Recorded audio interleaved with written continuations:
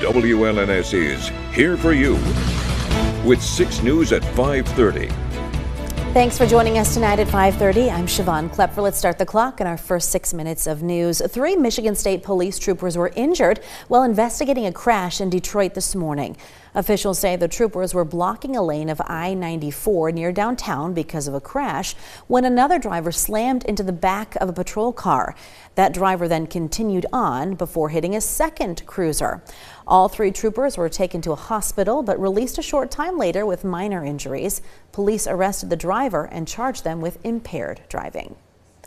Well, 2 people were killed and 4 remain in the hospital tonight after an explosion at a plant in Louisville, Kentucky. The hazardous materials incident happened yesterday at a food coloring plant.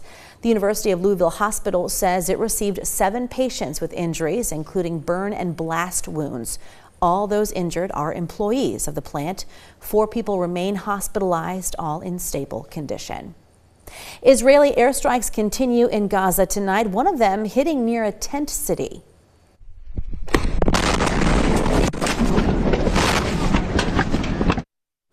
The attack was caught on video by a Palestinian journalist. 1 child was reportedly killed and more than 15 others were injured.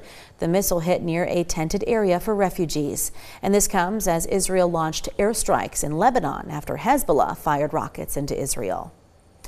Storms in Spain caused school closures and train cancellations today, and this comes 2 weeks after flash floods killed more than 220 people and destroyed thousands of homes. Some parts received another 3 inches of rain in less than an hour.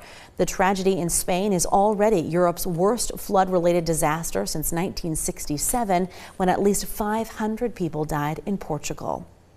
Several international airlines canceled flights to and from Indonesia's island of Bali because of an ongoing volcanic eruption. Media reports say thousands of people were stranded at airports in Indonesia and Australia, but the exact number was not given. The volcano is on a remote island, and it has been spewing ash high into the sky since its initial huge eruption last week. That eruption killed 9 people and injured dozens of others. Well, he's best known as Uncle Joey on the ABC sitcom Full House, and today he announced he's been diagnosed with stage 3 non-Hodgkin's lymphoma. Dave Coulier grew up in St. Clair Shores, just outside of Detroit. He revealed the diagnosis on NBC's Today, where he discussed his symptoms and treatment.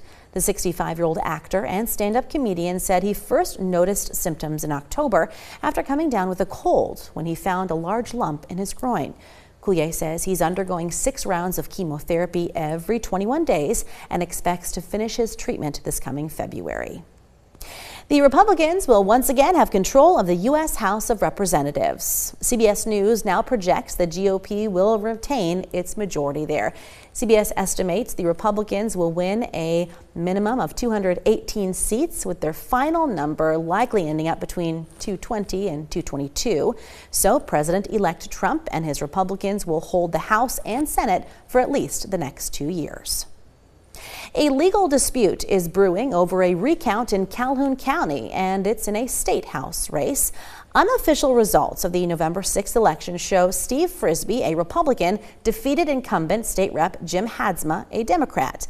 The Michigan Democrats said initial unofficial results showed Frisbee with nearly 1,400 more votes than Hadsma, but the county clerk then realized that about 2,800 absentee ballots had not been counted.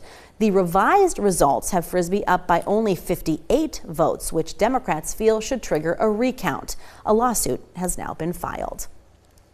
Detroit Mayor Mike Duggan makes it official, sort of. He announced today he will not run for his 4th term as mayor of Detroit. Duggan did not discuss his political future, but said he would talk more about his future plans in the coming weeks.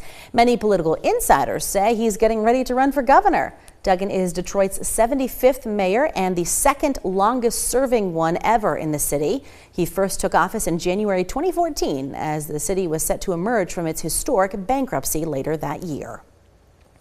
Tesla issued its 6th recall effort this year for its Cybertruck. Tesla announced it is a voluntary recall involving 2,400 of the electric pickup trucks due to faulty drive inverters, which increase the risk of collisions.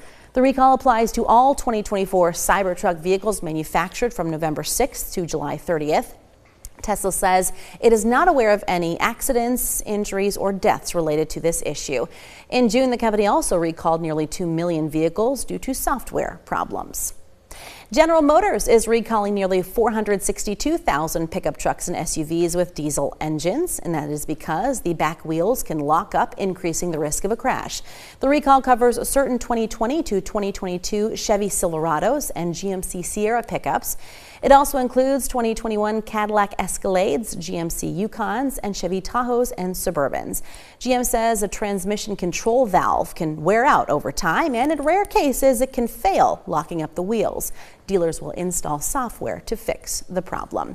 And rounding out the first 6 minutes of news tonight, there's a new sexiest man alive. People magazine says it's actor John Krasinski. Krasinski is best known for starring as Jim Halpert in the TV show The Office for 9 seasons. He also directed and starred in the 2018 film A Quiet Place alongside his wife, actress Emily Blunt, and then went on to direct the sequel in 2020, among other things. Krasinski says when he told his wife about the new title, Kendall, he couldn't understand what she was saying because there was so much laughter on the other end of the phone. I'm sure that's the reaction everyone wants to get. I know, yeah, from their significant other anyway, yeah. But hey, I'm not arguing with that. Not arguing with the results there. I know, they've had a good run the past couple of years. It's yeah. been pretty nice. Our weather's been pretty nice across the area. We have a couple more warm days, and then things really take a turn, Siobhan. Okay, all right. Your full forecast right after the break with Kendall. And then later, foodborne illnesses continue to rise across the country. What health experts are saying as we head into the holiday season. That and much more still to come. Keep it right here.